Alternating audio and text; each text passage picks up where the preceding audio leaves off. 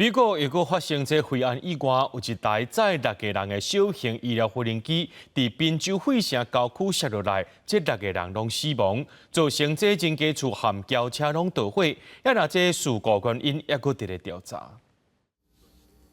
监视器画面，倒屏顶面的小光点坠落地面，强烈冲击造成的真大火光照光夜空，造成地面至少一栋厝甲几台汽车捣毁，乌烟一直冲向天顶。代志发生伫美国宾州的费城东北部郊区。一架上严谨的小型医疗后送无人机，当地时间31尾仔6点半左右，坠落伫罗斯福大卫中心附近。机顶6个人中，包括1名移动患者。数十名警消随赶去现场抢救。费城紧急办公室推文证实，对其地区发生重大事件，呼吁民众避开4号的路段。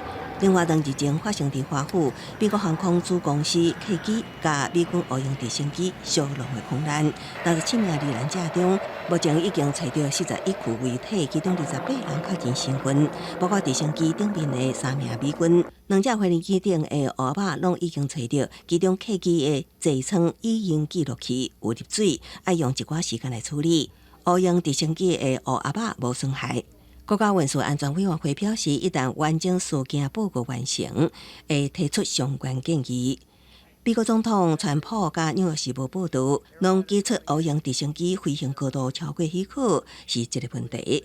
川普也指控前调运输部长布塔主席多元雇佣政策造成灰暗悲剧。布塔主席其川普的讲法是互人看不起，悲剧当前，川普应该领导临时公备策。公司新闻是会中编译。